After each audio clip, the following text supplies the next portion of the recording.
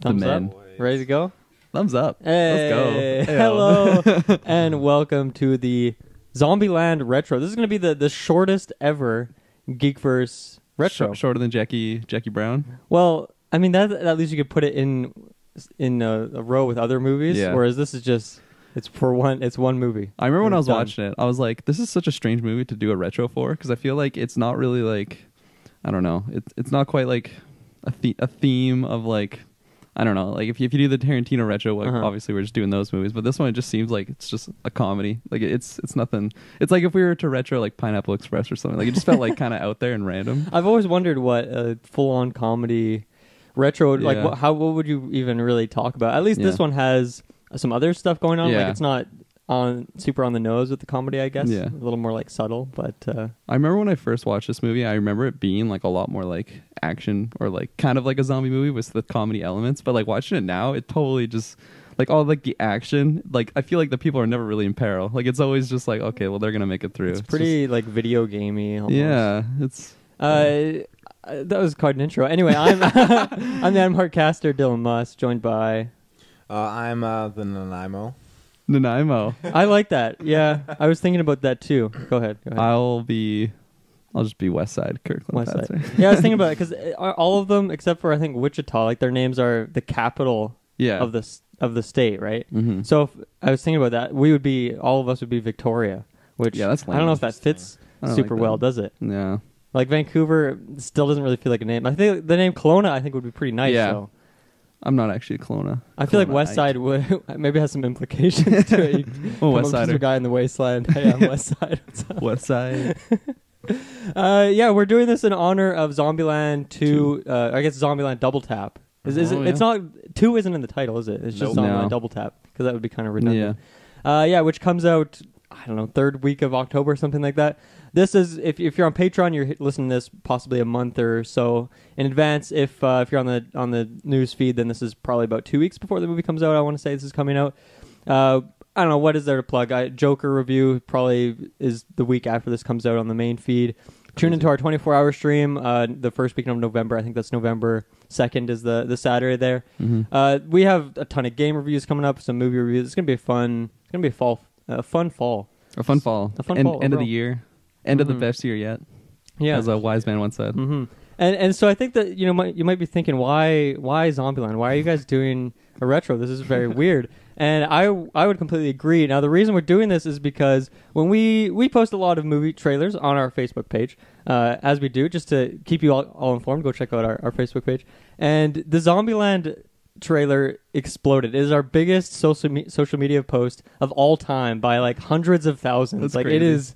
It is insane. Is the reasoning for that like the timing? Like were we just like one of the first people to put it up, or honestly I think that's just the randomness of like Facebook algorithms and like how reaching works on the website, which is who fucking knows how that stuff works. It's when you upload something and it does really really well, then Facebook will then share it to like 100%. Right. They'll go max, but it all depends. So how do you get that first initial bump to get it into that? Like when let's say we have like 100 followers on our Facebook page and we put up a post, only 25 people will see it. That's how the algorithm works. But if all 25 people see it and interact with it, then it'll spread it to the rest of like 75 people remaining. Oh God, that's terrifying. It popped off. Shouts out to Facebook. Yeah, because we don't have as many likes on our Facebook page as we got views. Definitely. Maybe someday. And it was interesting. My notifications for a few days were just could scroll down and look at all the people commenting with their friends' names on this trailer. Yeah. We got to go see this. Yeah. Some people have some pretty funny responses when you read through those things. Yeah, just a endless line of comments. But absolutely, I don't know what. I guess spoiler wise, like this is a very simple movie. Mm-hmm. Like there isn't really any twists or big plot. There's maybe one big plot point in it, I guess. Yeah. But it's a pretty simple movie. So if you haven't seen it yet, go watch it. It's a short movie. It's a fun movie. But I don't think we're going to do any non-spoilers on this. We're just going to talk about the movie. Let's jump into some overalls. What do you guys think of this? How many times have you seen this? When's the last time you saw it? How did it hold up for you in 2019? I'll take the torch there.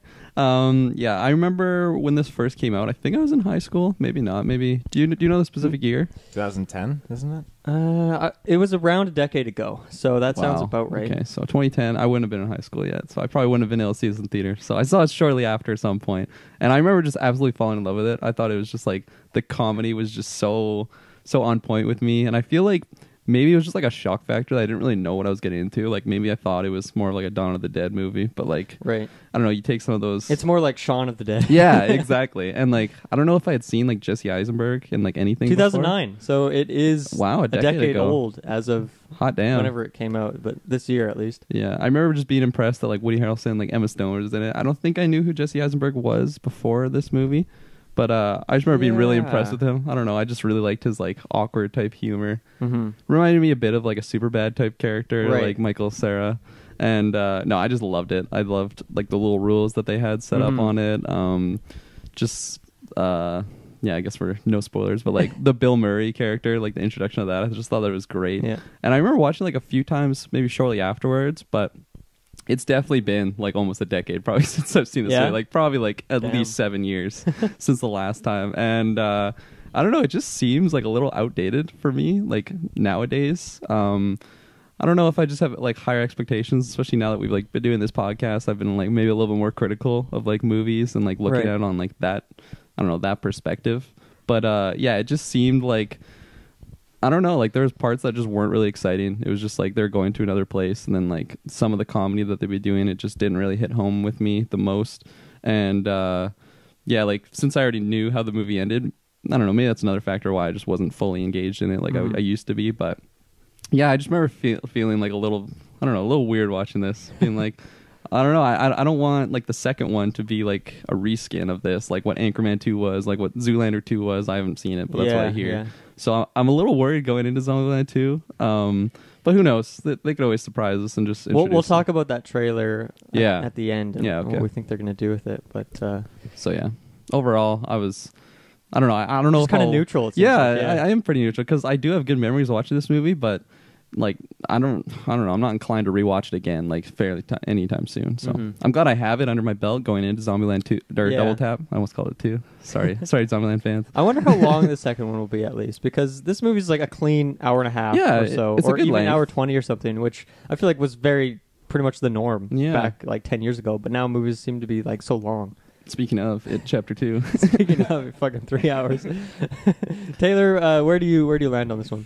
You know, I usually watch this movie once a year. I have like a list of So movies. you've seen it 10 times at least. At least, yeah. Is this like a Halloween movie for you? Like, do you watch it in the month of October? This is like an in-between movie. So usually when I get home and I have like 3 hours to kill between like work and school or something like that, or just something where I have something in the morning going on and something at night, I picture that you like schedule this in your calendar like months in advance. I have an allotted amount of time on sometimes consistent days where I can watch 1, maybe 2 movies, and I have my go-tos. It's usually like Zombieland is one of them that I usually will do, and I have other ones that I'll do. But yeah, Zombieland is usually the one I go to, and it never gets old. It's just that movie I can put on in between this a lot of time. I can sleep if I need to. You know, I can do work if I need to, and it's just a good time. You know, usually I fall asleep and I wake up at the end of it, but it doesn't mean I don't like it. I love this movie. It's an interesting movie to fall asleep to. It is. I don't know, maybe I'm just like speaking personally, but like I feel like when I choose a movie to fall asleep to, it's something like really soft and like I don't know, not like zombie noises. It's pretty gruesome sometimes when they're eating people, eating those. It can organs. be loud, yeah. Absolutely. I'm a big fan of zombie movies. I quite enjoy a lot of them. Shaun of the Dead, Dawn of the Dead. I figured you'd be a Shaun of the Dead fan. Oh, I love Shaun of the Dead. There's so many movies that are great, but this one just really stands on its own because I love the.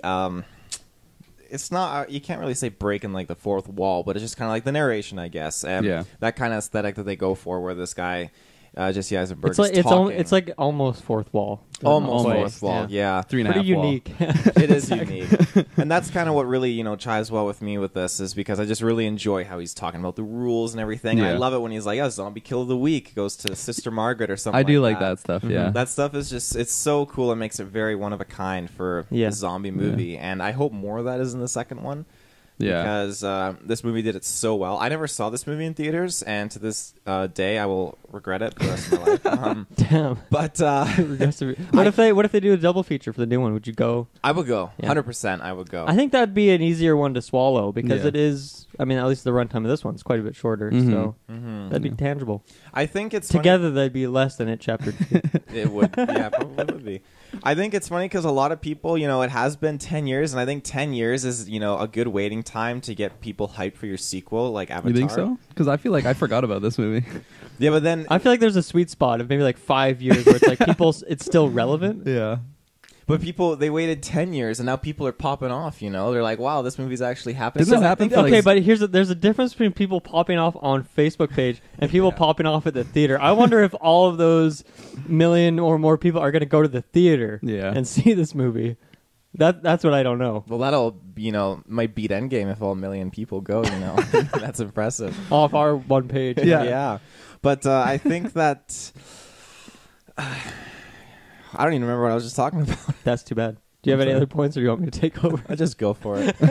I've probably seen this movie like 5 or 6 times in my life. I loved it back in the day. It was just such a fun, simple movie, and then I watched it like a few months ago when the second one was announced. I want to say around that time, and I didn't really care for it that much. I was pretty down on it. I don't really know why. And then I watched it again, obviously this week for this retro, and it went quite a bit back up. And I think the reason for that is it's like a very endearing movie. Like the interactions between the characters feel very genuine, and I don't think the humor is over the top by any means. Like a lot of it are just like little subtle jokes or pokes at each other, and it's not something that's supposed to elicit like just a bunch of laughing out loud, falling out of your chair laughing kind of thing. It's just like little jokes here or there that feel very real, and I don't know. I guess I really like the connections. I mean, there's really only 4, I guess like 4.5 characters. Bill Murray's like the next biggest character, really.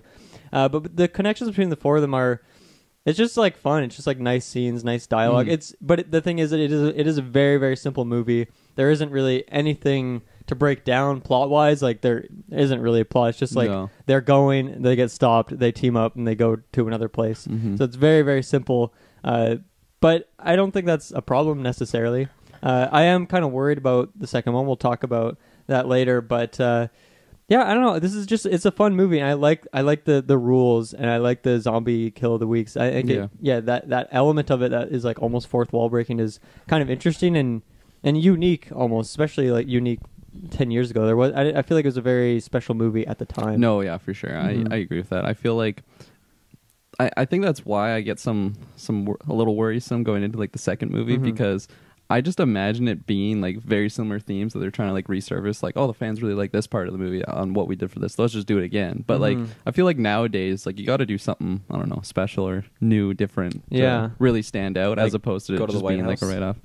Go to the White House, exactly. Yeah, I can't wait for that. Just like over the top political message that they're gonna do. I mean, it's interesting because this was originally planned as a show. That's what like the original scripts were, and then that's where like the zombie kill of the week comes from. Is they're going to do like one every week, cool. And that's kind of like a remnant, I guess, that made it into the movie. So this was kind of repurposed into a movie from a TV show, and I almost wonder what they would have done for a TV show. Like you would have had to have a lot more characters or a more in-depth story or something, because I can't imagine the story of this movie getting like spread out into like a 10-episode thing, right? I feel like that'd be way too much for how little happens, and maybe that was just because it was turned into a movie. Like, let's just keep it simple, kill some zombies, have some fun character moments, some comedy, and then move on. But I don't know, it is kind of interesting. It is. An unexpected sequel. It really kind of came out of nowhere, didn't it? I would have to agree with that. Well, there have been rumors and talks about it for the past few years. I remember there's been like little teases and pokes at it. So I mean, I kind of like. I will agree, like, it definitely did come out of nowhere, because I thought it was just something I would always be kind of just sitting there on the shelf, maybe getting, worked on, maybe not, but it definitely did. Just when it dropped big time. Yeah, I guess it's because it was, like, kind of past that sweet spot where it wasn't really, like, relevant anymore. And, like, the zombie genre, I mean, Walking Dead is over, and I feel like there was a lot of that this last decade has been like zombie focused, but I think that's kind of been on its way out. So this seems like it's kind of on the tail end of that popularity, just kind of holding on. I mean, there is still some zombie content out there, but it's definitely not like as popular as it was when this movie came out. So I feel like there was like a boom of just zombie like movies / TV shows. Mm-hmm. I don't know how long Walking Dead has been on. Has it been on 10 years? It's still on. There's Fear the Walking Dead, and then we're getting the Walking Dead trilogy coming out. They put out a trailer for that. But so they're still pumping it out. Damn. At least the main show is done though. They like probably most of the audience. Nope, isn't it? main show's still happening. I thought it was over, and they're doing like a spin-off now. No, the spin-off and the main show are going still. Really? Yeah, and then they have the movies coming out as well. Is the spin-off Fear I don't hear anyone talk about Walking Dead anymore. No one ever in the cast or just in my whole life. I thought the main show was done. That's Taylor why. watches it, don't you? I do. I talk about it in cast, but no one ever wants to talk about it. I watched 1.5 seasons, and then I didn't care anymore. I got to when they got to the farm, I think, and then I was done. Yeah, the farm killed everyone. That safe haven was the one that took all the lives. That's too bad. It's too bad. Something I quickly wanted to mention that I forgot to say on my overall is I really liked the introductions of the characters, how they had like Wichita and Little Rock just like conning people. I thought that was hilarious. And then Tallahassee when he's just like murdering zombies. And then, I'm actually gonna jump right on that. So do you feel like that ploy that they're gonna use their shotgun to shoot her, and then they do this thing where it's like Eisenberg, like Columbus, he's gonna do it, and then he doesn't have the guts, so they give it to Tallahassee. Like, I feel like that's risky. That guy seems like a loose cannon. Oh, absolutely. And I wouldn't be surprised if he just fucking took it and got it over with and shot her in the head. I wrote that down in my notes because I wanted to mention that too. I'm like, that plan could have gone terribly. And maybe give it props to them. Like, that was masterful. They pulled it off. It worked, but it seemed pretty risky. I think they gauged it on how he dressed. A guy who's like a little loosey goosey on the edges may not be as dressed as like tight and as fine as Woody Harrelson was. He did have a pretty tight and fine. He was fine. Yeah, he was pretty stylish. He was looking pretty tight and fine. Yeah, that snake suit near the end. That snake suit, I wrote that. I love how he got that when he left Bill Murray's house, so we're just assuming that that's Bill Murray's jacket, and likely. I love that. He went through his closet, the snake skin. Speaking of Bill Murray, something that I never noticed until this time watching the movie, every fucking light is on in that house. Every single light. Oh, yeah. I mean, I don't know how long this apocalypse has been going on for. You have to imagine power sources someone run out at some point, but like even then, wouldn't you want to conserve some power or something? Like, I'm talking every single lamp is on in that house. They're watching Ghostbusters. They got the popcorn machine going. I don't know. Maybe got early on. And that the power does panel. like cut out when they're doing the Ghostbusters thing, but I just found that really strange. Yeah. It's a lot of lights to leave on. There's some logistics in this movie that kind of had me scratching my head. I mean, it's never really said, like, there isn't really a lot of detail on the virus itself, right? That's not really what this... Well, a lot of zombie movies focus on that. I wrote down it's about finding a cure. That's not what this movie is about. Because he quickly mentioned, like, the origin of it, and I'm pretty sure it's from someone eating, like, a bad burger at, like, a gas station, which is just hilarious to me. I don't remember that from, like, the first time I watched it, so I just thought that was hilarious. Do you think he's being truthful? Yeah. I mean, I feel like he's going off the information he knows. He's a pretty reliable narrator, right? Yeah. So I feel like I could trust him. If it was Tallahassee saying it or something, I'd probably be like, I don't know. I don't think he cares. If there were multiple, possible rumors as to how the virus started, then I think it would change it for me. But he seemed pretty sincere when he said it, and it's the only one we got. So that's I'll tell myself that to sleep at night. He's like the DM of the zombie world. I just trust whatever he says. Yeah, you kind of have to, right? What else do you have? Another scene that I really actually enjoyed was when they're driving together in like the Hummer after they all get back together, and then they're just like switching roles driving, and like they have like the little like, I don't know, banter between the two. I just thought it was hilarious. I like all the dialogue in there. Some of it apparently is ad-libbed, like the Hannah Montana line or something like that was just kind of on the spot. I love when Columbus is like talking. He's like, I'll shave every morning, but usually around 4:30 I'll get a little thing. He's like, I know they call it 5 o'clock shadow, but sometimes I'll get it prematurely. I just love that line. It was so good. Yeah, I mean Jesse Eisenberg, he's a weird kind of guy, like weird Lex Luthor actor. Yeah, he's just kind of strange, but I think this is probably my favorite role of his. Like, he just plays that awkward. I mean, maybe Social Network. I haven't watched that one in a while, but I remember liking that. Was movie. This the first? And I think movie? he was nominated for an Oscar for that movie, so I'm sure it was pretty good. Was this the first movie that you'd seen him in? Because I'm trying to think. And I feel like it would be, right? Yeah. Unless you saw Adventureland, because I didn't watch that. I think I have seen parts of that. I think my sister liked that movie, but it was very dull. Kristen Stewart was in it, right? Yeah, it's those two. But I feel like if I did see that, it was after I saw this movie. So this must have been the first movie I saw of him. Yeah, I think that's the same for me. And he plays that awkward the awkward role really well. Like one of my favorite moments is when him and Little Rock are watching. They're watching the movie and they're just like eating some popcorn. He's like talking to her. He's like, "So is she like single? All this?" And she's like, "Yeah, he is. Yeah, she is. Yes, like what kind of type she has?" She says bad boys, and he just like flips the popcorn in just like this really like subtle way, and then she just like gets mad at him for it. Yeah. I think that was kind of like my favorite moment of just his like awkwardness. Yeah. But I think he like nails that. He's a fun protagonist to follow. Mm-hmm. For as simple as the journey as it is. I enjoyed his like narrating of it. I know we already mentioned it, but just like I don't know, following him, he is kind of like he mentions he's a loner, kind of like I don't know, he suffers from like chronic anxiety and he's just like super like socially awkward. But I don't know, like just seeing there's not much like character development in this, but like kind of the progression of him like I don't know, becoming a little bit more confident, like especially like, at the end when he faces his fear, takes on the clown. I love that part. One of my favorite parts of him is at the beginning when he talks about his like first encounter with the virus, and the girl comes in his room and falls asleep, and she's zombified. Yeah, and, I didn't know. I didn't know that was her. Until I looked at IMDb. So I think it was the part when he like her leg snaps, and he's like, "Oh, I'm so fucking sorry." Like, he's so sincere. It just makes it so much better. When he's slamming the door on her and just cracks her ankle. Yeah. They really zoom in on the bone too. Oh, they do. Oh. That was the cringiest part of the movie for me. It was just that when she's like puking and he's got her in the shower curtain and the tongue's coming out the shower curtain. It's so gross. And even just like being in that scenario, like picturing yourself like that's your life, that's awful. That sucks, right? I gotta ask a question here because he said he was at university when the virus happened, right? So I'm assuming he's coming from his university dorm. Sure. And he had like a palace, like his apartment. Like it's pretty fucking nice. He's got like a huge fish tank. That's a solid apartment. Full wall. He's got like a library in there. I'm like, there's no way. And then he does mention it's an apartment. So I was trying to think if it's off campus. If it's off campus, if it's just a plot hole, and you're supposed to be talking about a dorm or something. I just remember like really like observing his apartment. I'm like, man, I would love to live there. Maybe he's a professor. You ever think about that? I did not think about that. That's always a possibility. A TA or something. Does he specifically say I was a student at university? I think he said it when I left my dorm from University of Austin, so you can Texas. assume. It's safe to assume. Don't get me wrong. There's a lot of gray areas in this movie, but I don't know. I'll go with it. But I just remember thinking about how nice that apartment was. So I would live there easily. Absolutely. He's got like a separate Mountain Dew Code kitchen Red. separate. He's got like a nice living room area. I don't think you see his bedroom, but I'm sure it's decent. He's got an island in his kitchen. Like, really sets the standard high. You know, back in like 2009, you think when I go to school, I'll be able to have a place like that. What a fucking dream that is. Not happening. I trusted this movie. I thought that's where I would be living right now. Maybe the price of living is way cheaper in Austin, Texas. Who knows? Yeah, it's possible. Yeah, it's possible. Let us know, Texas fans. Yeah, seriously. Or residents of Texas. Sure there's some fans of Texas. A lot of people live in Texas, so. A lot of people in Texas. I just want to shout out when I first saw this movie. I was past.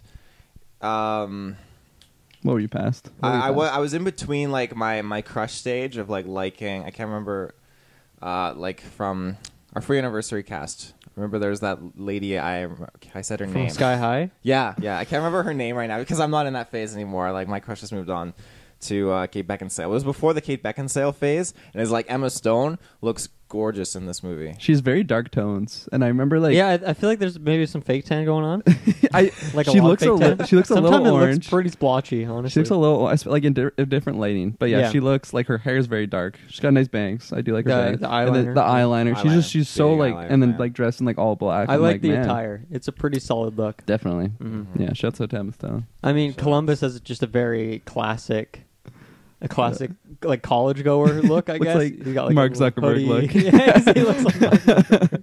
You remember that part when he meets Tallahassee, he pulls the motorcycle up and he's sitting, he positions himself on it and he's holding a shotgun. He's just shaking so crazily, and Tallahassee's just like firmly holding his gun, and just how he's just and then he just like lets his just drops that quick thumb. It's so good for like and then this is me just being cynical, but like for that whole like moment, like what did Tallahassee have to like stop? Like, do you think deep down he just wanted like some character interaction or like some human interaction? Like maybe he's getting lonely. Like he is like he mentions that he doesn't get along with people. He's like, I don't know. He doesn't have to put up with his bullshit and everything. I feel like he's gaining nothing by picking up Columbus. Obviously, he gains a friend by the end, but like in that moment, I feel like the character would have just been like, "Fuck this guy! I'm driving right by him." I guess you gotta look at it like what are these characters' motivations? Like Columbus, he's going home. The girls, they're going to Playland. Tallahassee doesn't have a destination. I feel like he's just cruising around having fun. Yeah. So I'm sure he's down to meet some people, have some interactions. Maybe, or do you think his goal was always to go to Bill Murray's house? I took it as like when they get to L.A. and they look at the map of like the houses. His goal changes. That's when he decides they're going to go to Bill Murray's place. I didn't think that was like his long-term goal. I think his long-term goal was to get a Twinkie. His long-term goal is to get a Twinkie, but that doesn't really have a specific destination. Right? I thought his long-term goal was to get like a Twinkie, just like, I don't know, use up the rest of the alcohol he's got, and then just like, I don't know, die. Because he's off himself? Yeah, like, well, no, but like, just go out fighting into zombies. Because like, I don't know, he does have that battle of like, I don't know, facing his past life of like losing Buck. Right. Found out as an actual child, which I really like that. Like, obviously, it's not new to me now, but like at the time, I like that reveal. How it kind of, I don't know. It's like the biggest twist in the movie. It fleshes out like that character a little bit, does, you know, and like he's got like little sentimental moment. For him, but I just remember when they first meet, just being like, I'm not buying this. Like, if that character is all that he says to be, like, what does he have to gain by pulling up Columbus? Obviously, that's me being cynical, and this is a comedy, and it's not based on like major character development. I mean, I'm sure if you quizzed the directors, the writers, I don't know if they'd have an answer for you. Like, it might just be like, he was driving, he saw this guy, he got out. Like, I almost feel like they could have just showed up on set that day and like, okay, how are we going to film this without really thinking about where they came from? Just kind of let it happen. Which I'm okay with it. I don't live or die by this movie or the sequel. Yeah, so. I mean, it doesn't really take itself that seriously, so neither should you. It's kind of the way I see it, I guess. That is fair. I really like their like interactions though, just like from them driving to each other, and then I like that they slowly rub off on each other. Yeah, no, totally. And then I forget specifically what Columbus says to him, but just at one point, Tallahassee's just like, "You want to feel how hard I can punch?" I absolutely love that line. That was so hilarious. I really like the interactions between them. Like, I feel like I'm pretty neutral on Woody Harrelson as a actor in general, but I think they have some great chemistry. Yeah. This movie is kind of a weird duo. Like, if you cast them in a movie in 2019, you might be like, oh, that's kind of weird. But like, if this movie hadn't existed, But it just kind of worked. Like all four of them.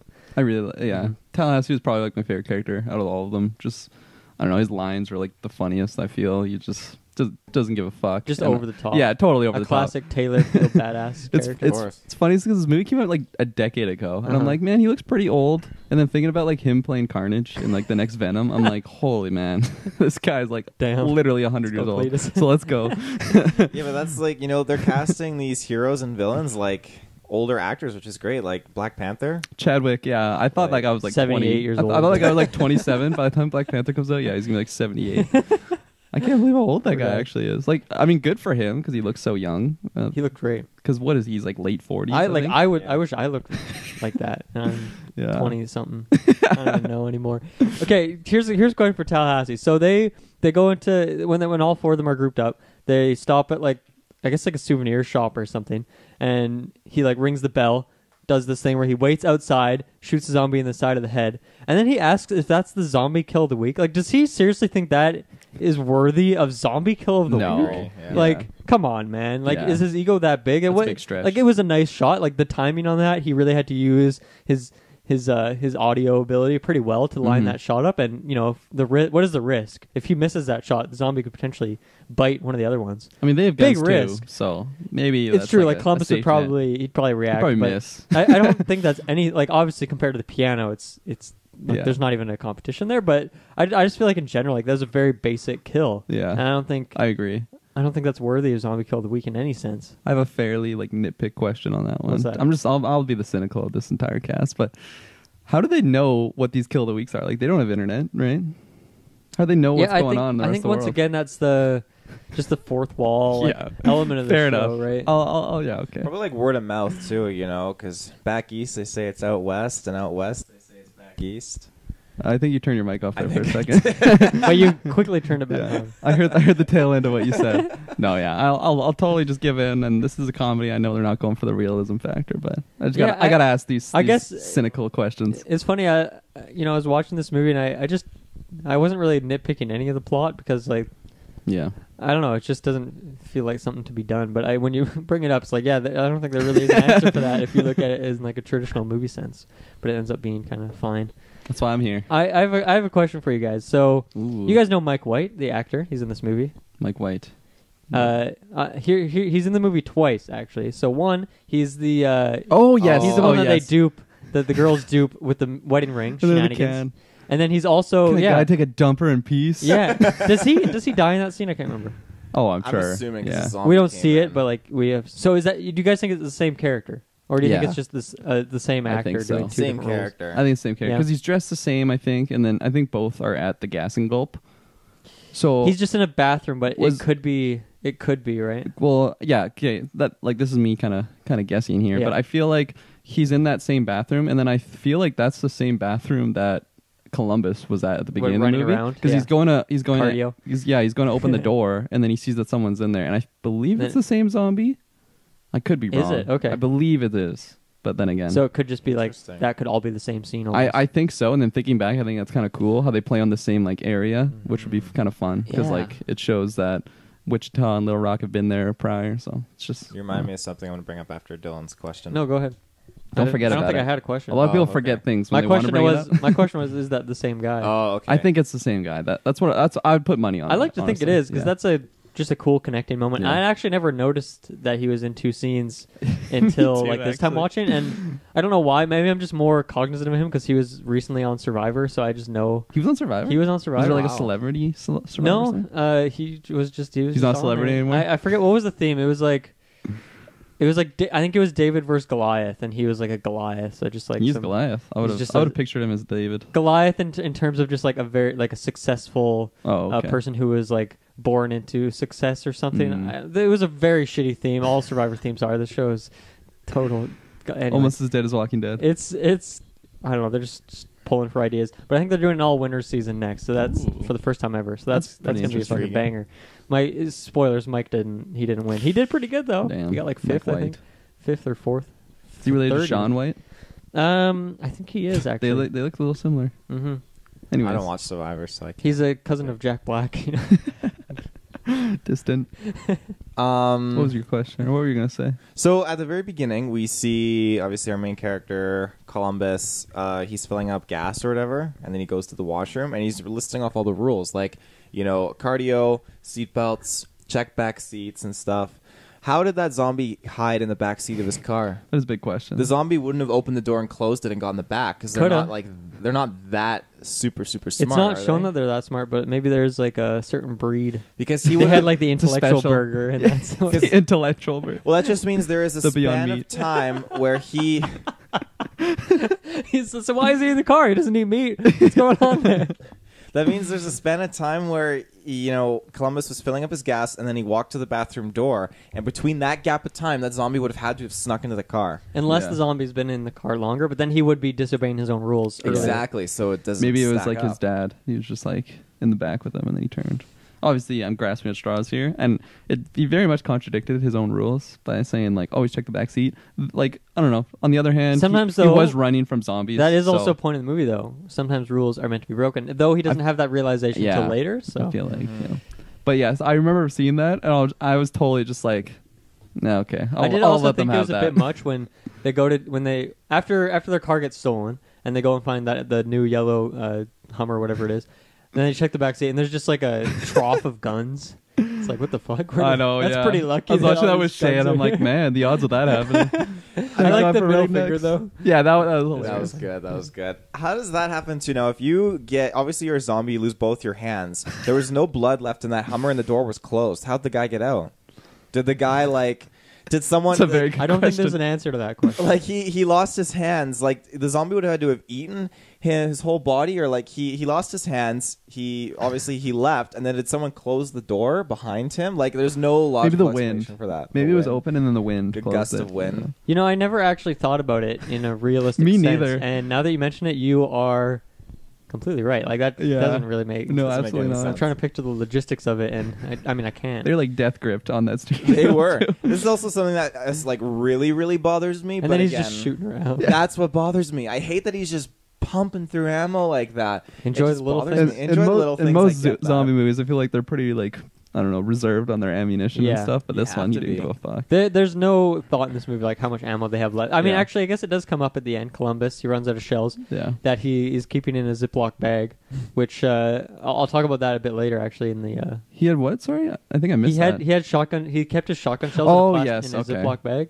I saw that. I'll talk about in the trivia. There's a reason for that, but that's the one time like ammo they run out of ammo. I'm pretty sure. I guess Tallahassee even maybe. He goes through a lot of ammo when he's in that booth. Yeah, which really risky move, but I mean he's just such a badass that it worked out for him. Mm-hmm. Yeah, that scene I was a little like I remember liking it more the first time than watching it now. I was like that whole sequence. I was a little annoyed with that sequence because some of the CGI is a bit off. Absolutely. Yeah.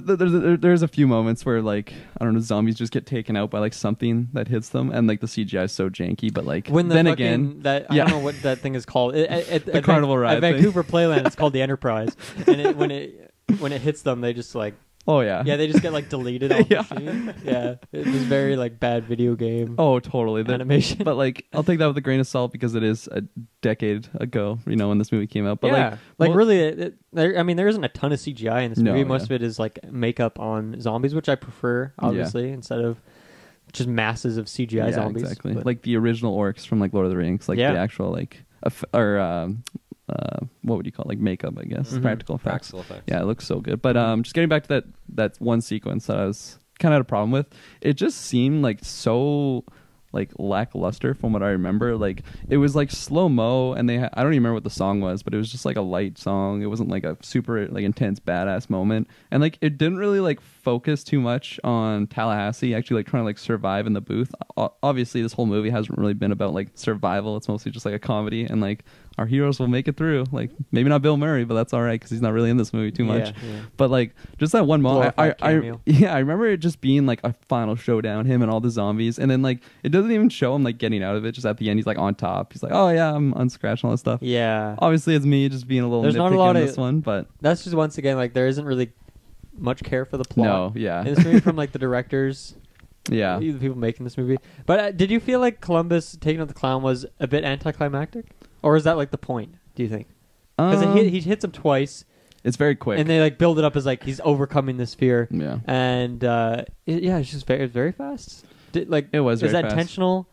Is that just like what they ended up doing? That kind of goes back to what I was mentioning about like the Tallahassee like booth thing, where like I was expecting that to be like a big moment, like he's either gonna barely make it out of that or die possibly. And then like that was just a letdown because it was like we don't really see the whole thing, and then he just makes out unscathed. And then the Columbus thing with the clown, I was thinking like kind of like a chase scene or something, like just a big like wow, he's really gotta fuck this clown up. But no, he hits him once. He like wins the zombie. I don't know how zombies' anatomy works, but I didn't know that he get winded like that. So, but I digress. And then he obviously just like the big squish of the face. I kind of like that scene, but like I'd like it to be a little bit more challenging as opposed to him just like having a foot race to the hammer with the zombie. Yeah, I do like the Dark Souls element of how like fucking heavy that weapon is, and you can tell that he's not leveled up his strength. He's moving. Yeah, he's fucking lifting like a fridge or something. Like that's not easy to swing around.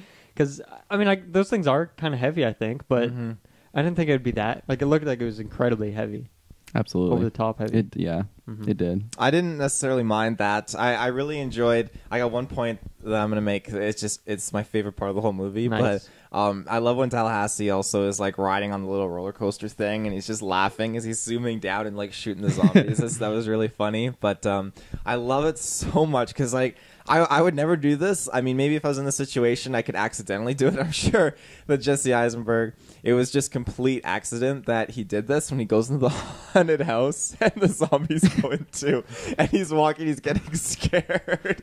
When the first jump scare, it's just I'm thinking, oh, that's the worst fucking thing you could do. Go in a haunted house with real zombies. Awful idea. Awful idea. Like one tiny mistake and you're just dead. You're dead for it. Yeah. That's zombie things in general. You make one mistake and you're a goner. So that was an awful idea. And an equally like bad decision was when they're in LA and then they drive to like this movie theater or something. They get out to like grab a pamphlet off the ground or something, and like they barely make it out of that. Very like risky. there's a couple zombies that almost downtown LA. I feel like there should be way more. Yeah, and I just wonder if that was worth the risk, because what was the point of that? The point of that was to get a map so they could find a house. Yeah, like any house. Like, is that really worth it? Like, when I feel like you just go to that area of LA and just like pick a Beverly cool Hills type house. area, yeah. So I feel like and maybe do they actually have maps of like The stars. This is where Bill Murray lives. Because I wouldn't. That's not cool to me. It's really not cool, but I honestly think they do. Wouldn't you just have droves of fans showing up to? I think they have tours of people's houses. I don't know if I've never been to LA, so I don't know. It probably wouldn't say Bill Murray. It probably would say Hollywood Boulevard or something like that. And Hollywood actor number 2. They probably knew that there were some good houses there, and maybe they just have security there all the time. Mm-hmm. I'm assuming so. For rabid fans. Plenty of rabid fans. I wouldn't want my exact address to be known to absolutely anybody who wants to know it. Yeah. It's kind of scary. I mean, you can't really hide when you have a house that big in LA, but no, you can at least try. The smart thing to do would to be going back to I think it's the original Resident Evil, where you just have a little shack and then just 100 stories down. So nobody's like, oh, Bill Murray lives in that shack. That doesn't make sense. Meanwhile, underground, you yourself a hive. That's pretty smart. A hive, yes. Yeah. There you go. Do you guys want some trivia? Feed me. There's a lot of trivia. I want to check my notes, see if there's anything I missed. So the script originally was television plot, was heavily revised to become a feature film. I feel like the word heavily there is pretty important because, as we said, I don't know how you would stretch this out into a TV show with what you currently have. That's interesting though, because whenever I hear the script was heavily revised, I'd be like, oh, that's a bad thing. This is gonna be right. I don't know. I feel like people are gonna be beefing on the set. So I don't know. Just maybe it's just something that carries with me. But whenever I hear that, it's just reshoots. I wonder if talking about that original script, the original show. I wonder if it was more survival focused, because that's not really an element of this, right? No, it's over the top, kind of more animated, almost video gamey. Yeah. So I wonder if that was more an element, or if it was always more comedic and lighthearted. Mm-hmm. And I mean, you could stretch that out into a full show, but I almost feel like a survival element is a good way to fill up some time in the show, where the characters just have to do the basics to survive and stuff. Which really the only thing they do in this movie that fits into that is I guess they go to Bill Murray's house so they can get some sleep. Yeah. It's okay. I guess just party. Yeah. Hit his hookah. As I mentioned, Zombie Kill of the Week was from the show idea, which I think would have been a really fun thing to do. I wonder if that would be an integrated, the characters would always bring it up. Zombie Kill of the Week goes to so-and-so, or if it was just something they would have after a commercial break or something, they would just kind of pop it in there. I'm kind of curious. Here's a fun one. Woody Harrelson was arrested for marijuana possession during filming, which delayed shooting for a day. Classic Woody Harrelson. So that's pretty, it's kind of fitting. I feel like he could have been stoned through most of this movie, and that would be... They would have fit with the character, honestly. Director Ruben Fleischer? Ruben. Reuben. Actually, this isn't Reuben because it's just R-U-B-E-N. Oh, wow. The only reason it's Reuben is because of the additional Reuben. He was said to be inspired by Shaun of the Dead, which we talked about. I think is very fitting. Mm-hmm. I mean, obviously that has more British humor because it's British. I don't know if it's British director, but it's obviously the British cast, so I imagine it is. So that makes sense. The puppy that Woody Harrelson was playing with is actually belongs to Abigail Breslin, who plays Little Rock. So I thought that's kind of fun. This one I'm really curious about. It has been said that this movie was supposed to be based on the video game Left 4 Dead 2. Valve, the creators and developers of the game, denied the studio permission to mention the game and company in the opening and end credits. So I don't know what that means exactly, but I really don't believe that one. That sounds like an urban myth to me. That definitely sounds like an urban myth. I feel like if it was true, they would have made the characters the same characters from Left 4 Dead 2. Think so? Unless they have the special zombie types that they have in Left 4 Dead 2, make an appearance in that, and then obviously have the original characters Tallahassee, whatever they are, but. I don't know. That definitely sounds like an urban myth. How do you even really base it on Left 4 Dead? There isn't really an overarching story in Left 4 Dead. It's just maybe, a simple... I don't know if they mention how the plague started in Left 4 Dead, but maybe they run that same story. Mm-hmm. Or I mentioned, just have the specials, the witch or the boomer, that type of zombie. Right. That's my only prediction. That would be it definitely feels... That could be kind of fun. Apparently Left 4 Dead 2, just looking at this, 2009, so the first one would have come out probably 3 or 4 years before that. Okay. So once again, in that very in that zombie heavy era, I would say. Are you guys Left 4 Dead fans? I am. I love Left 4 Dead. I used to play it a lot. We should do a Geek first. I would be so down, actually. It's cool too. 8 people, 4 survivors, 4 zombies. Oh man! See, that was so fun that you could do in that game is actually play as the zombie. But I don't know if you guys have Left 4 Dead 2, but they actually made it so they have all the Left 4 Dead 1 maps in Left 4 Dead 2. Okay. So it's basically 2 games in 1, which is awesome. With the additional zombie types. Yeah. Nice. So it's cool. I went to this pawn shop and I bought Left 4 Dead 2 for Xbox, and it doesn't have its original. It's in an actual plastic case, but it's original packaging, image and stuff isn't in there. Someone put a white sheet in there and actually drew a shitty version of the entire case of Left 4 Dead. It is so. I feel like that's more rare. I gotta see that. It's an original. Yeah, that's one of a kind. Yeah, one of one. Yeah. I can't get along with that. It sounds too urban myth. But where's Left 4 Dead 3? No, that's all I'm saying. That's all I'm saying. To Escape 4. Yeah, all of Valve, like Half-Life 3, Portal 3, Team Fortress. Where the fuck are these three? They don't know how to make a third game. They don't like threes. That's cool, I guess. The rule 2. 6 other additional rules are mentioned in the theatrical promo trailers and in the DVD extras. Rule number 12, bounty, as in bounty paper towels. If there is only one way to describe Zombieland, it is moist. What do you think of that one? I remember this being in other trailers around that time period. I think some of these are from the trailers. I don't remember any of these personally, but I don't remember what do you guys think of that one? Moist? Like, what do I think that means? It feels like it just feels like a very like it doesn't really fit in with the scope of the rules that are in the actual movie. No. All the real movies in the actual movie, all the rules in the actual movie are practical somewhat. Like I guess maybe be a hero is kind of they go in line. Doesn't really mean a whole lot, or enjoy the little things. I feel like maybe that was just like, I don't know, maybe back like a decade ago, a lot of people were having issues with the word moist. They don't like the sound of it. So maybe they're just throwing it in there for like a comedy thing. Okay. Just like, oh, moist, they said that? Oh. Just, sorry, obviously I'm grasping at straws, yeah. But you know, I think it's a good word. If there's blood, obviously a lot of blood getting splattered around, you need to absorb it all. You need something with a good absorption rate. You know, that 3-ply or something like that. Would you go with bounty or would you go with like something else? Select a size? Yeah, like if you're in the grocery, if you're in that aisle in the grocery store and the bounty's all gone because this is a known rule, it's like, do you not take the backup brand? Yeah. Right? The no-name brand, the President's Choice. Like the half-ply. You just ditch those. Half-ply. Oh, no. Rule number 15, bowling ball. Nothing says massive head trauma like a bowling ball. I can get behind this one. Yeah. I think a bowling ball would be great because like you could potentially get some ranged combat, because I feel like if you roll the bowling ball along the pavement or something, a zombie wouldn't really take that into account. They might like trip over it. But if then it hits also you in the ankle, I feel like that'll shatter that too. If you you somehow get it to the upper body / head, real trauma. Like you might just be dead. And if you drop it from a distance, that would be like you could make like a slingshot. Could you imagine? Do you think that would? Oh man, you need a pretty hefty slingshot. You could mount it on a vehicle though. Imagine that. Imagine that instead of like a turret on the top. I think of a car. we'd make it through Zombieland. I feel like that's kind of a strange rule though, because like, what's it saying? You just need a bowling ball with you. Most of these are. You can understand why they're not in the final movie. They're very strange. Okay. Like bounty. Like what? It makes sense. No, rule number 29: the buddy system. It is so important that we take cue from our zombie neighbors and we have each other's backs. This one I think is great. This one makes sense, yeah. This one makes a lot of sense.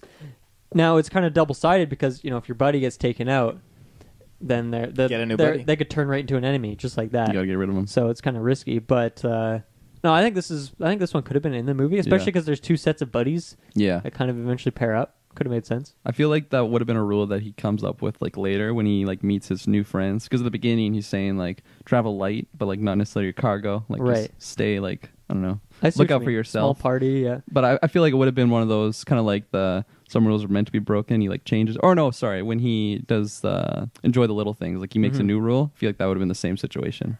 Travel with the buddies. I don't know. Yeah. My fan theory over here. I here. think that if there was one of these rules that ended up making it into the final cut, I think that should have been the one. I think so. I think like slightly over bowling ball. Slightly.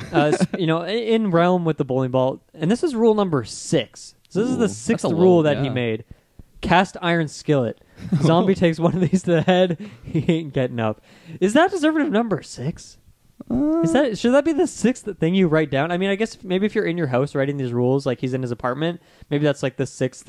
Like it makes sense, maybe. Like he wouldn't have buddy system yet. He might, but he might have like a skillet. That could be like his first weapon. It's probably based on like, you know, his experiences as he's learning these things. You know, he's obviously learned like seatbelt rule. He's learned to check the back seat, and then he's probably thrown into a situation, you know, where he needed to grab a cast iron skillet, and he swung it, and it knocked the thing out. And I could see that being a thing you'd encounter early on before he found his shotgun, his patented shotgun. Doubles as a cooking utensil.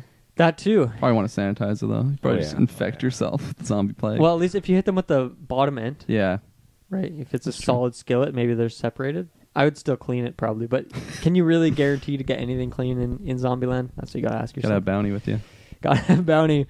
Rule number 33: Swiss Army knife. The Swiss Army uses this knife for a reason.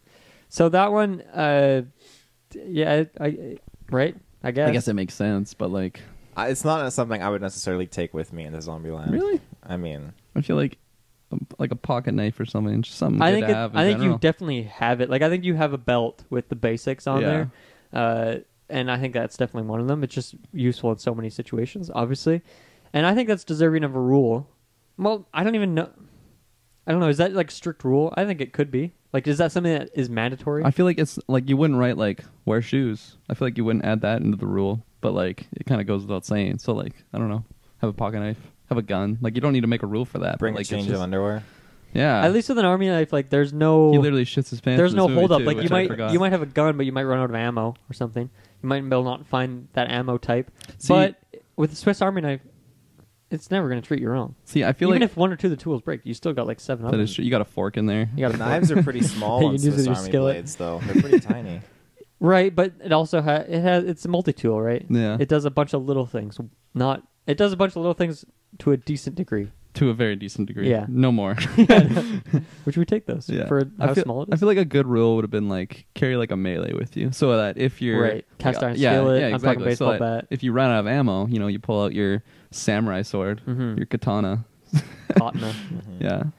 And I think the Tori more Hanzo interesting sword. part about that rule is that it's rule number 33, which I believe is the highest number. Yeah. So there is at least 33 rules. And there's how many do you see in the movie? Like 5 or 6, 7, maybe 7. 7's my prediction. Probably 7. And then this is like an additional 6, 5. just And I don't have this on here.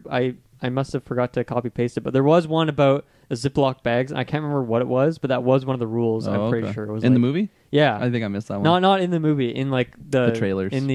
Not even in the trailers. I think it was just on IMDb that was like this was a planned thing or something, and that was why he had his shotgun shells in a Ziploc bag, so they don't get wet.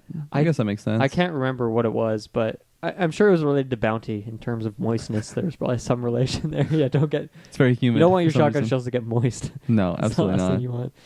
So those are all the rules that I guess were in bonus features or trailers or something. Here's some fun stuff in the script. The only name that from the original script, I guess, the only names that that remained was Wichita. Tallahassee was originally Albuquerque, which fitting like similar amount of syllables. Yeah, could fit. Little Rock was originally Stillwater, which definitely doesn't roll off the tongue as well. It sounds like an old country Stillwater band or something. And then Columbus was originally Flagstaff, which I don't know what Flagstaff is the capital of, but that's a pretty bad. Like that's a good D&D name for like a wizard or something. Dude, that's weird. I feel like that's just I don't know. Columbus just fits so much because Columbus could like obviously it was someone's name at one point, so it kind of goes hand in hand. Mm-hmm. Tallahassee, similar to Albuquerque, like I feel like you need that many syllables for that character. And then Little Rock, I feel like you kind of have it just because she's the smallest one of all of them. So yeah, Stillwater is a little weird. Flagstaff is a city in Arizona. Okay, but not the capital. Does not say the capital. No. Phoenix, I believe, is the capital. That would make sense. So interesting. I would have been down for Flagstaff as his name though. Yeah, I think it might have been a little weird. Honestly, maybe I wouldn't have. Columbus, I think it would have. Right, just fits too well. I think Albuquerque could have fit though. Yeah, no, Tallahassee rolls off the tongue, but Albuquerque is fine. And it's also like Tennessee, I don't know, similar. Albuquerque, southern New United Mexico, States. I believe. Something like that. Is where that is. There you go. Thank you for the geography, GB geography. That's why I'm here. Here's some casting stuff. Jamie Bell was originally cast as Columbus. I think I've seen him in a couple things, but I don't know. I got a good but the more interesting thing is that Taylor Lautner was considered to replace him, but couldn't. Replace him? Boy. So I'm trying to think timeline-wise. Was this is before Twilight, wasn't it, or during Twilight? Like, I'll get the goog up. Get the timeline of that because I want to say this was before all the Twilight stuff, but maybe that was also 10 years ago, which is kind of a crazy thought. 2008. Damn, Twilight came out before Zombieland. Was Taylor Lautner in the first Twilight? Yeah. Okay. Not a lot though. So never seen him. New Moon was like he's got 23 minutes. It's literally every year because he was in 2008. 2009 was Twilight 2, New Moon. So that's why he was busy making that and couldn't be in Zombieland. So what? He was going to replace Jesse Eisenberg? Yeah. What? Like that totally changes the character. Right? He's no longer like some gangly, awkward, he's like kid attractive with a Jew bro. He's got Team Jacob. He's Team like Columbus. A werewolf. I guess. No, they would call him Flagstaff for sure. Team Flagstaff. They would just call him like USA or Captain America. In Bill Murray's mansion, Woody Harrelson's character mentions that he's a big fan of all his movies. Funnily enough, Harrelson starred in Kingpin with Murray back in 1996. Oh, really? Does he mention that movie? I don't think he does. Oh, okay. But I almost feel like that could have been a funny joke. It would have been, yeah. And one that I wouldn't have mentioned because I've never heard of this movie, Kingpin. But I remember just thinking, like, when he was totally fanboying over him, like, it's just funny, like, seeing, like, an actor just, like, being like, oh, I fucking love you, man. Like, to a character or another actor that's playing himself. I just think that's kind of a funny dynamic because they probably have, like, a semi-friendly relationship in real life. And I feel like they're a similar age, too. So they probably grew up in the same era of Hollywood. 104. So it's kind of just funny. 104. I'm just still thinking about Cletus Cassidy being a senior citizen. Yeah, you're not going to go there. Here's some other casting stuff. Rachel Wood, I don't know who that is, but also Megan Fox turned down the role of Wichita. So picture that. Picture the world where Taylor Lautner played Columbus and Megan Fox played Wichita. I could live and Steve in that Buscemi world. was Little Rock. Steve Buscemi is Little I do Rock. not want to live in that world. I mean, don't get me wrong. I'm happy Emma Stone definitely got it. Yeah, but, like I definitely was not opposed. I feel to like Megan I was Fox. crushing on Emma Stone because of this movie. Honestly, Yeah. like I'm trying to think of what I would This have or seen her in EZA before. would be the first thing. I've never seen Easy A, so Okay. this probably would have been the Haven't seen first. EZA? No, Gotta watch Easy. yeah, EZA Retro? I think it's still on Netflix. It is still Netflix. Yes, we'll give it a so watch. good. Shay wants me to watch it. One of those two is the first I saw of her. Yeah, I don't know which one of the two. I mean, that movie probably came out. Easy A. Probably came out, I want to say a year or two before this. So We got the Google police over there. I'm going to say this came out in 2009. I'm going to say 2007. 2008. 2008 and a half. What came 2010. Shit, it came out after this. Wow, Okay. that's Easy A interesting. came out in 2010. Yeah, Damn. We're close on these, but off by we are. a Yeah, few years. Amanda Bynes Kind is of ruins nice. it. Filmed. Fun fact: this is filmed in some of the same locations as The Walking Dead. Did you pick up on any of that, Taylor, watching it? Because I don't know what locations. I did not pick I'm assuming a fucking thing. Georgia. I'm sorry. No. No. And I'm sure some of Walking Dead is filmed in L.A., so it's Yeah, some of those same spots, I guess. Was it actually filmed in Bill Murray's real mansion? No. that was something I was kind of. That was on the trivia, but I didn't know who the guy was who actually lived there, Oh, so okay. I didn't write it down. It was I don't remember their name. It's just someone I've never heard of before. Someone Interesting. with BM on their front gate. I think that was added. I Oh, don't think really? I think his name was like Lil Nas or something. I don't know. Lil Nas X. I remember just thinking yeah. about like I think it's like a freeway or maybe just a highway, like when The way. when they find like the truck of snowballs. Just thinking of like the scenery and like it doesn't look like CGI or anything. So I was kind of impressed actually. So it would make sense Right, that the they sets used of the that. same like Mhm. set or whatever they used for The Walking Dead. I wonder how they did some of that. Yeah. Like even just in LA, like Mm-hmm.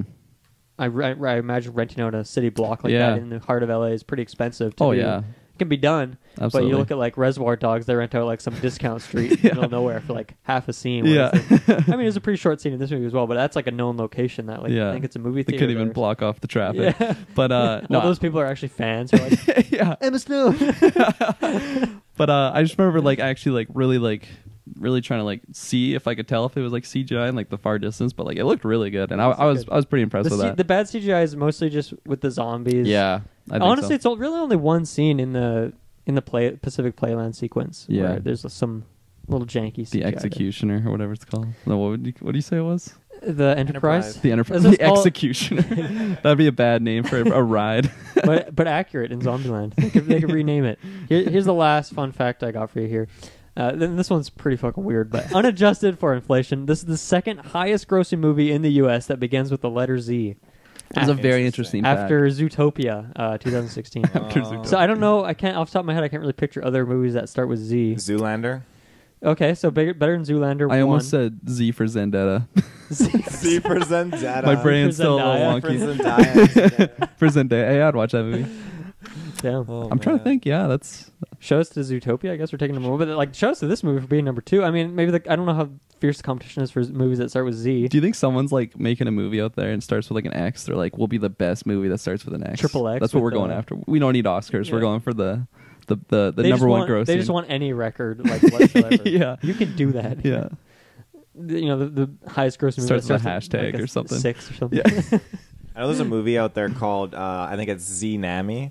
So it's like a tsunami but with zombies in it. It's, Oh my it's gosh. terrible. It's one of those. This sounds like horrible, like Sharknado. Doesn't sound like a highest grossing No, movie. This is like a one of those- Sharknado or something. Yeah, it's one of those on like Space Channel or something. Space Channel. Those have the Shout out jankiest to the Space CGI Channel. in the world.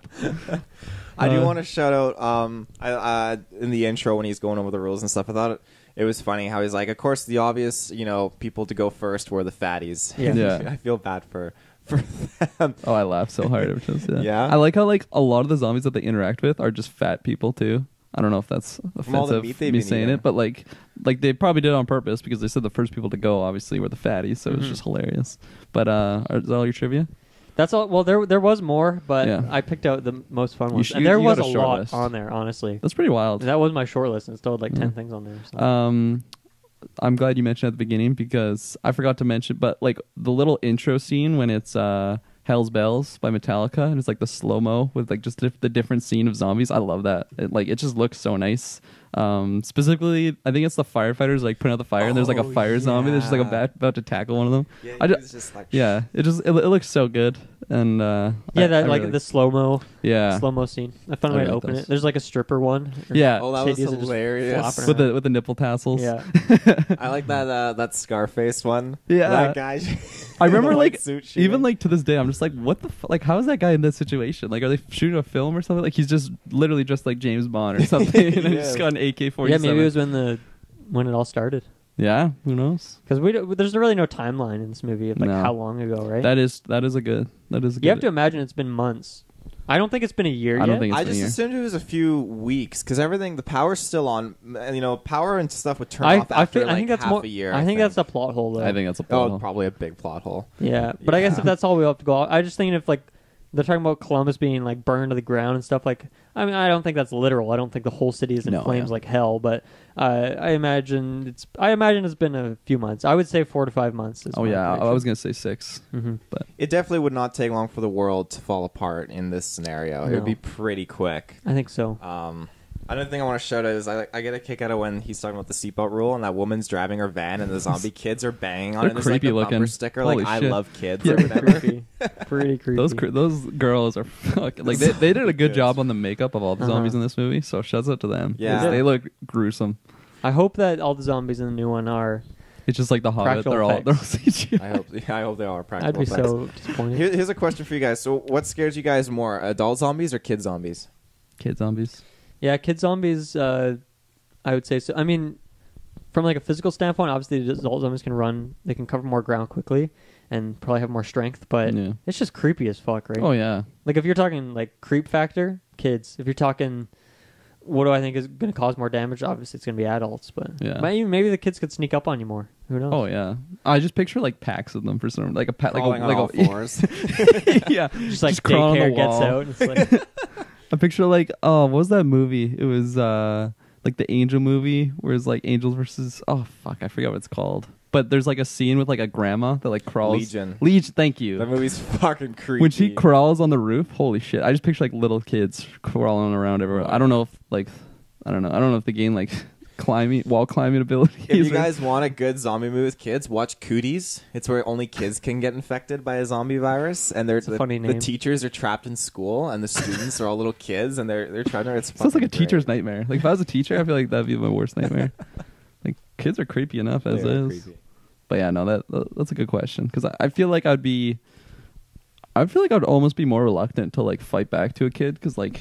I don't know, especially if I knew it, like if it was like my niece or nephew or something, I'd be like, I can't kill you. I think you'd be also maybe like a bit of fallacy because you might think I can outrun them. Yeah, or I'm stronger, and they go on all fours. So you might leave them, and that's where they could creep back. Whereas if it's an adult, double tap, done. Exactly. Yeah. Bowling ball. I'm talking hammer. Yeah. Like all this stuff. Iron skillet. Like take them out. I feel like I wouldn't like hesitate too. I'd just be like, "You're fucking dead. It's me or you, man." One note I actually wrote down was when the girls first steal his Cadillac, and I just thought it was funny because we recently did the Tarantino retro, and the line he said, he's like, "You do not fuck with a man's Cadillac," and it completely reminded me of Vincent when he's talking about Butch like keying his car or whatever. Yeah. Obviously, he doesn't know it's Butch, but. I just thought it was hilarious, especially since we recently did the retro. I'm like, that is like the exact same line. It's so funny, so I had to write it down. I like that. Yeah, that's funny. I didn't catch that. Do you guys have any other notes on this movie, or should we talk a little bit about Zombieland 2? I got nothing. La sequel. No, that's all my notes. So Zombieland 2, it's on Horizon. October 17th is my random guess. I think that's the date. I could be wrong. We have one full trailer. I think just the one full trailer. Just one. And I don't know. It gave me some weird vibes. We talked about this on a newscast, but it did give me some weird vibes. I feel like. What was your guess? What's the question? What was your guess? 17th. October 18th. Oh, you were incredibly close. But you didn't go over, so I think you still win. The Friday? Oh, it must be. So I'll then see it on the 17th. Oh, this guy's tricky. I like him. I always take my prediction and minus it by 1 day. That's smart. Nice. Nailed it. You know, I probably should know that, and I did. So good for me. Zombieland 2. I'm gonna say I'm worried about this movie. Okay, from one trailer. To me, it seems like they're really hamming up the comedy. Like, it seems like they're trying to make it a comedy, whereas I think this first movie had this factor where, like I said earlier, it's like kind of endearing. Like, it's kind of subtle comedy. It's like little, there isn't like big ha-ha jokes. There's just kind of like subtle little things that kind of make you smile a little bit instead of a full-out laugh. Yeah. And I feel like this next one is going for a more over-the-top kind of comedic vibe. And I think as we talked about it on this retro, I think I really accept that. Like, the first movie is pretty over the top, right? Like, a lot of the plot doesn't really make sense. Mm-hmm. They don't really answer these questions, and like it doesn't really matter. Like, I don't really see that as a con. It's just like the kind of style this movie is. Yeah. But this, I don't know. The second one, it feels like it's maybe a bit like it's trying to recapture that almost from the trailer. And then I just thought the shots were weird of all of them in a field, like doing these action poses as they're shooting zombies. Because as we talked about as well, like, I feel like the first movie, there isn't really like, other than the finale, there isn't really like a lot of prolonged scenes fighting zombies. It's usually just like a quick one tap or double tap, if you will, because that's kind of all it takes, and it was almost like realistic in that sense, or realistic for what the rules set up by this world. So I think those are kind of the reasons why I'm a little bit worried about this next one. I do like that they have the original cast back, though. Yeah, that's a good thing. And then have some new unfamiliar faces that we haven't seen before. So I don't know. It'll be interesting just seeing like more characters, because obviously we got 4.5 characters with Bill Murray in this one. Like, I'm not even counting like Amber Heard, because she was kind of like a flashback. Yeah, same with what was the gas station guy, Mike White. Mike White. Yeah. So I don't know. It'll be maybe I'll like these new characters and see their interactions on what they have. But yeah, I am definitely worried, because I feel like if they're just going with the same or even more comedy than they had in the first one, I feel like it's just, you need something more in I don't know, today's age. I know this came out like a decade ago, but I don't know. I like you can't just wait 10 years and then rehash it. Exactly. Like, and like, I feel like you really got to have some type of character building or like, I don't know, just something that one or more of the characters have to go through to really, instead of just being like, I'm in there for an hour and a half, which I just checked the runtime. So it's kind of nice that it's still around what the first one was. It's not like 2.5 hours or something like that, because I feel like that would have just been too much, especially if they're just running on the same or even more comedy like they had in the first one. I don't know. I'm just expecting, or I'm hoping for something more than what I got from the first, because I really enjoyed the first at the time, but if they're just rehashing it, it's just, I don't think it's going to work. And I feel it's just very simple, right? Yeah. And I feel like a lot of people were like, I've already seen this movie, so why do I have to go see it again? I don't know. There are those people out there that just absolutely love this movie, and I'm sure they'll really like this one. So shouts out to those guys. And I don't know. I want to say I have fairly low expectations going to this movie, which is kind of a good thing, because I won't be let down. But at the same time, I'll have to go and review it. Well, I think for me and you, like, Taylor seems like you watch this movie every year. Like, I think me and you, we like this movie, but I wouldn't say I love it anymore. I think maybe I did when I was a bit younger, but to me it's just like, it's fine. Yeah. I enjoy it. I'm glad that it exists, but it's not like do or die. Like, when I saw Incredibles 2 and it would let me down, like, that fucking hurt, man. Yeah, when I saw It Chapter 2 and I didn't like it, that hurt. Yeah. This, I don't think it'll hurt if no, absolutely. And it's not like we were like asking for this, like Incredibles 2. We're like, come on, they like the Underminers. We got to find out what's going on with those guys. And then I don't know. I don't know. I'm excited to see how people react on it, because I feel like I kind of already know how I'm gonna feel about it, and I could be wrong. Hopefully, I'm wrong, but we'll see. October 17th. Sorry. Boom. 18th will be the review. Mr. Field. Yeah. You know, when this trailer dropped, I think I was kind of like underwhelmed when I saw it, because I did get on that like one and done kind of train a little bit. Yeah. But I watched it again and again and again, and I had to because I kept sending like once a year. You watch that trailer? Once a year, yeah.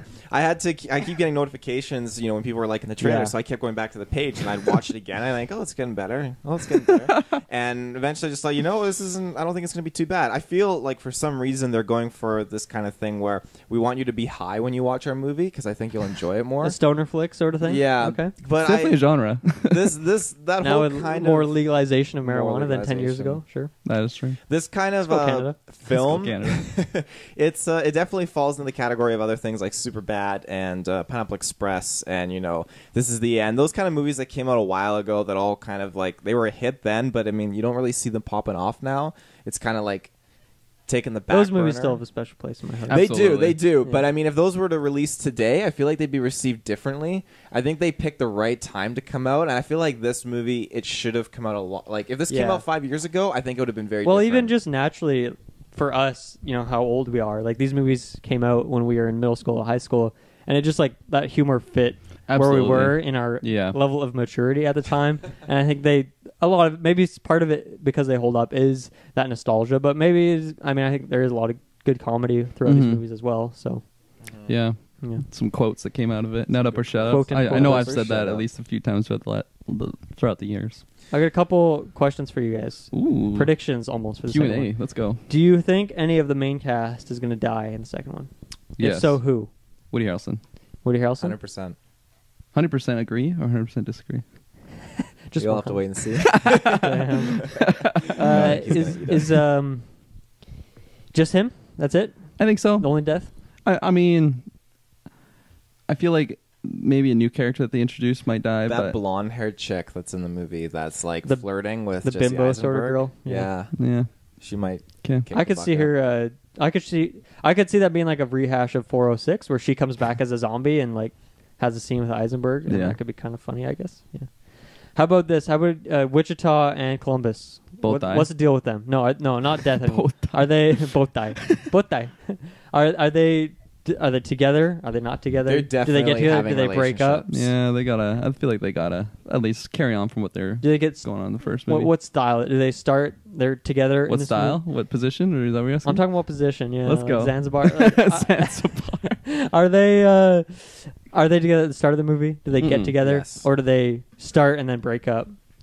Get back together. Start and break up for sure. When this other girl comes into play, I think they're gonna break up, and Emma Stone's gonna be hating on Jesse Eisenberg. I have a weird theory that I don't know. I feel like it's been a theme in like a movie similar to this, where they from the first movie they kind of end like okay they're happy, they're kind of in their own relationship, that sort of thing happens, and then they don't explain that or they explain it at the beginning of movie 2 that they had some falling out, like after the movie, so it's really not in the movie, and then they're just kind of like I don't know beefing, and then later on in the movie they'll transition to get back together. If that happens, that's a Kirkland told you so. You can just write that right in. That is a classic. I like Kirkland told you so.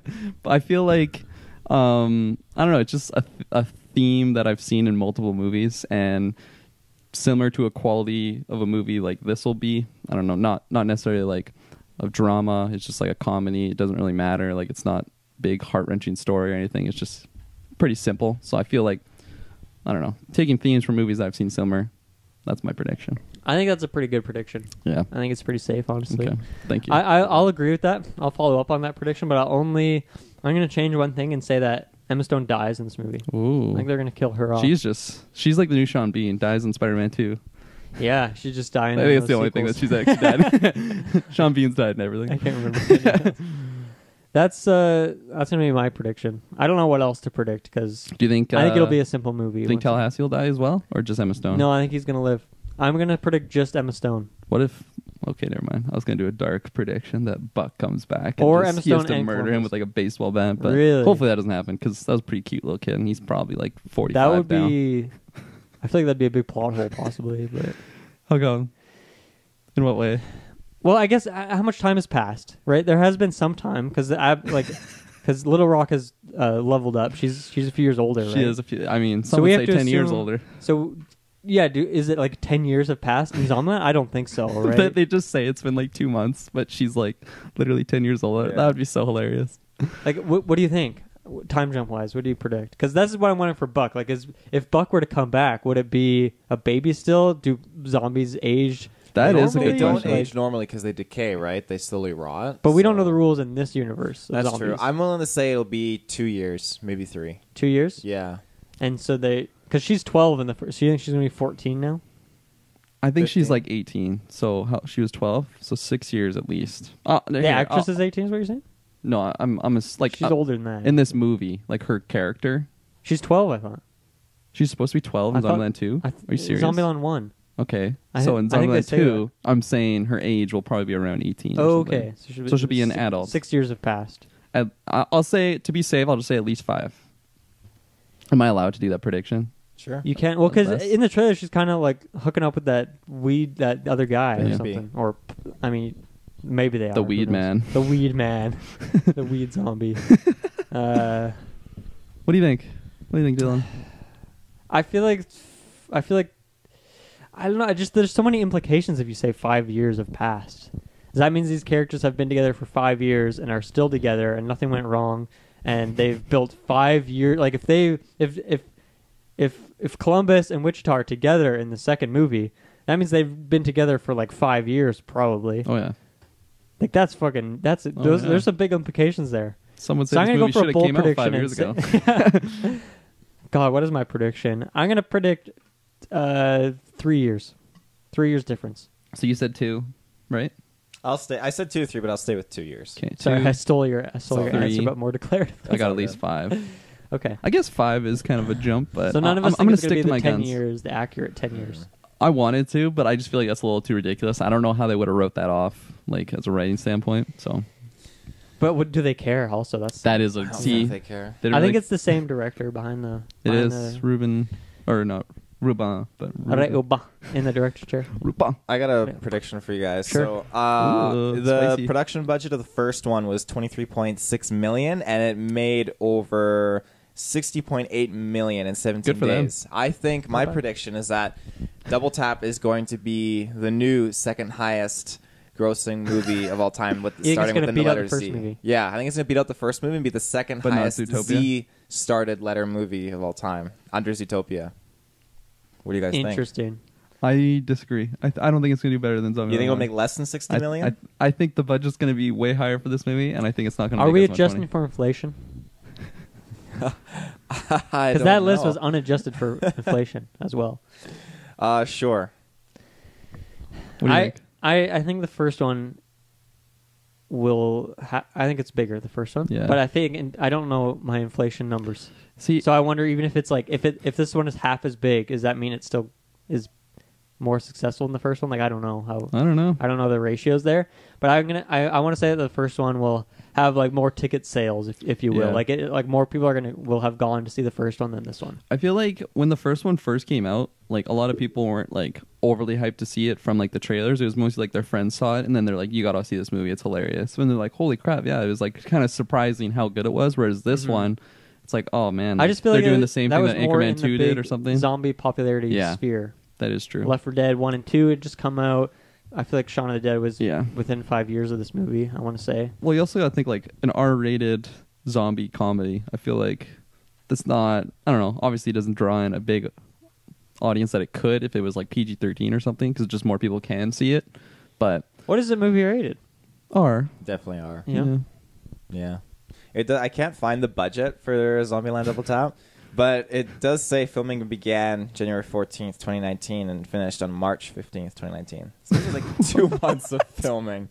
That's pretty fucking quick. Is that normal? I think it's pretty normal. Is that Is it? normal? I have no idea how well, film it like, depends, works that like way. what kind of movie you're making, but I don't think that's like Endgame, they I- finished it in a month. like I imagine like how long do you think it took to film the first one? Like I don't think it took that long. I mean, it's like, probably less than that. I don't know anything about filmmaking really, but it just seems like a really small number to me. I feel like most films take like 6 months. I think it is a quick turnover from when this movie was filmed to when it's releasing. Yeah. Like normally there's like at least a full year, I want to say, but I mean, we don't Yeah. need to do practical effects on the zombies now. They're all CGI, right? oh god, yeah, that could be a thing too, right? That's a red flag. that could save a lot of filming time if none of the zombies are there. Yeah. The first one they filmed, I think they had a $41 day shooting schedule. So I guess that must be normal, just over a month. Yeah. Interesting. Okay. Month and a third. That's kind of shocking to me. I just So feel like heavy, film too. should take long. There isn't that many sets in this movie. Yeah, think that about is The whole thing is in the White House. this new movie. I hope not. Yeah, that's. And there's just not. Woof. I think that when you don't have that many actors, like, I think you can pump through a movie a lot quicker. Yeah. Like when you look at IMDb, there's like the 4 main cast, 406, and Bill Murray. How long do you think it took That's like to the film cast. Gravity, which is set? What was it? Sandra Bullock and Haven't seen Gravity, so I can't tell you. you haven't George seen Gravity? Clooney. George Clooney. Yeah, thank you. There's 2 people in that entire movie. Really? Yeah. Spoiler. Jesus Christ. That's all spoil. It came out years ago. I'm sorry.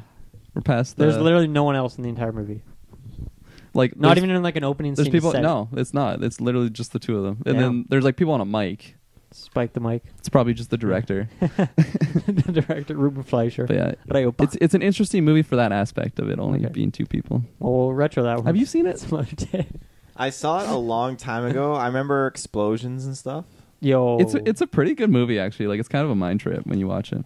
So I know we're kind of getting off Zombieland now, but Let's close up Zombieland. let's close out Let's Zombieland. button it. let's put that second bullet in Yeah. Zombieland. What are you guys going to rate this? Do you want I'll to? rate it. Yeah, sure. What do you got? I think I'm gonna give it a 7 out of 10. So Sure. not like it's. If I would have rated it back in 2010, oh no, sorry, 2009, I believe is when it came out, right? Probably would have been like a 9 out of 10 or something, just Okay. because I loved how like surprised I was on like just the whole aspect of what it was and just I don't know the zombie kill of the week stuff and just Yeah, that type of aspect I really liked. But throughout the years, like the humor's kind of dried up a little bit for me. And then, as I've already mentioned, like those cynical points that I kind of dissected from watching it this time around with a little more, I don't know, just a critical point of or critical eye, I should say, Yeah. watching the movie. So, a couple things like that bothered me, the little plot holes here and there. But overall, it's still a There's fun nothing movie. like offensively bad. No, and it's not 2.5 hours. Like if I had Sure. if this was 2.5 hours and with like the same humor that they had, it would have been rough. Honestly, watching this, I would have been like, ugh, I don't. Short and sweet. Short and sweet, exactly. I like all the actors that are in it, which is good, but it's definitely dated a bit for me. So I think I'm gonna keep it 7 out of 10.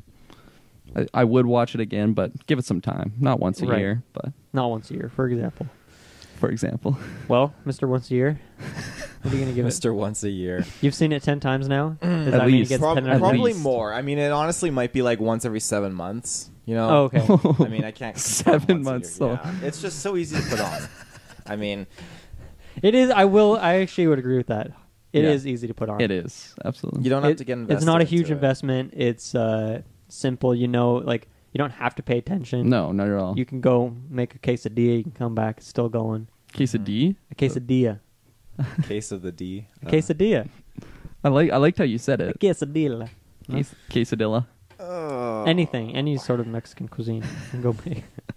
I think I'll probably give this like a 9 out of 10. I really enjoy it. I can pop it on any time of the day and I can watch it. I might even go home and watch it today again. I Let's don't know. go. I mean, to be honest, like Retro Part 2. yeah, I'm definitely gonna watch it again before Zombieland 2 probably, or Zombieland Double Tap. But it's just got so many funny things in it that totally change it up from your usual go-to zombie flick. And I love my zombie flicks. I Clearly. love like classic Night of the Dead, Dawn of the Dead. They're great. Walking Dead, all the dead. A lot of dead things. There's a lot of dead. Yeah. There's a lot of dead. What But about Zombieland- what's it called? War Z. World War Z? I love World War Never Z. seen that. You I just haven't thought- seen it? No, I just Me neither. Oh my god, boys! So sorry. I'm sorry, Taylor. Yeah, so World War Z like is great, and I don't know if it's getting a sequel now, but like the movie on its own it's creepy because it's like you go on this journey with Brad Pitt and it never stops with I like him. going on journeys with Brad Pitt. I do, yeah. Oh yeah, it's great, and he goes on one heck they, of an like- adventure. Didn't they like make a game? There's a out of game. it? They did. It just came out recently. And it's like similar zombie mechanics, I hear. Like It's they just, similar. It's like they're just huge clustered. waves of zombies, but I think it gets really repetitive really fast. It's not like free roaming. It's more like you do cooperative missions, I believe. Definitely cool. not worth the $79 price Ooh. tag. Ooh. 79. Ay. Yeah. Mike Aramba. Ay, caramba. I don't really. I don't. You don't rate things. I don't but really rate things. Would you watch it again? I don't know if Like I'll watch soon? it before the new one comes out. Because I watched like half of this like a week ago, and then I watched the whole thing last night. Mm-hmm. Intermission. Because I don't know. I think I just I can't remember why I put it on a week ago. I knew I wasn't going to be able to have time to watch the whole thing, but I put on half of it. So I don't. Like I said, it's easy to. It's easy to do, man. It's easy to put on. It's not a big commitment. So maybe I'll just slap it on one more time before the new one comes out. But overall, it's a fun movie. I'm glad it exists. I think it is. While it isn't anything that's too special, it still is unique. I know that kind of sounds like an oxymoron or something, but I do feel like it is a pretty unique movie. Especially when it came out, I feel. Yeah, the humor and the characters. It's just a very endearing movie. It's a simple movie. It's a fun movie. And obviously I have my reservations about the second one, but I'm still curious. Mm-hmm. I wouldn't say I'm excited, but I'm curious. It's a good word for the for new it. one. Yeah, I'll definitely go to the theater opening night and check it out. And we'll report back on what we think. Boy, will we ever. That's a guarantee. That's a GV guarantee right there. That's a GVG right there. GVG. GV guarantee. Thank you so much for tuning in. This has been a fun one. It's probably one of the most unique retros I think we've ever done. One and done. Yeah. One and done. So that's what I always say. That's all you need. One's all you need. I wonder, what do you think? Do you think we'll ever do any other zombie movie retros? Which one do you think it would be? It'd probably like the Dawn of the Dead series, I'd think. Because I feel like that's a well-known one, and then... There's multiple, yeah. Like anything with dead in it? So like Dawn of the Dead, Night of the Living I would never Dead, do Walking Dead. Day of the Dead. Not Walking Dead, no. Day of the Dead is freaky. Right. Is it freaky? Okay. Well, whatever it is, let us know if you want to see that sort of thing. We'll add it to our long list of retros that we need to work on. Simple one-movie ones are great. This was the easiest retro ever. And Absolutely. As we have many casts to do, I appreciate that. But yeah, thank you so much for tuning in. The main place to be these days, I think, is Patreon. We've been pimping that out. You can get all of every single new episode of GV on there. You can go there, ad-free, you can watch it. You get stuff early, like this was probably up about... just over a month early, so that's kind of fun. All of our retros, commentary tracks, everything you can get on here nice and early. And, it's a popular thing to do. A lot of people popping in, so we appreciate all of you. Shouts out to all the patrons. Shout out to all the patrons. Check us out on Apple Podcasts. We're trying to get 200 reviews. That's a big milestone for us, so please go over there and... Written reviews, yeah. You can say whatever you want. You can say Dylan sucks. You can say you guys are wrong on Zombieland. Hashtag save Hannibal. Say whatever you want. Hashtag save Hannibal. Hashtag get rid of Hannibal. Like, you can honestly, whatever it is, just go in there. Let us know. Hashtag Travis smells. Yikes. That's a throwback right there. Where else? Twitcher Radio Twitch page for our 24-hour stream, which is coming up very shortly. As you'll be hearing juicy. It's going to be highly juicy. We have a lot planned. Yeah. It's going to be... it's going to be our fourth 24-hour stream. I think we're going pretty fucking good at them, in terms of staying awake and knowing what hours, how you react at certain hours. Where else can where are the socials at? Socials? We got Facebook, Twitter. Definitely check out our Facebook. I can't promise if our Blockbuster poll is live right now, because I don't know exactly when this is dropping, before Zombieland 2. I think it's a couple weeks before. Couple weeks before? Okay, then I'm before Joker, yeah. Before Joker, okay. So Patreon tomorrow. Just go check out our Facebook, because there's chances are, we're back into the poll business. We took the summer off, but, we're kicking it hard style. So. Kicking a hard style. I don't think I've ever heard that before, but I'm down. I'm kicking a hard style. That's a fun new Taylor turn. Off the hop. That's getting added to the Taylor lexicon. I fucking love it. Thank you so much for tuning in. We will see you for Zombieland 2. Do they have a sign off at all? It's time to nut up or shut up. Yeah, that would have been a good one. Double tap. Bye. Bye.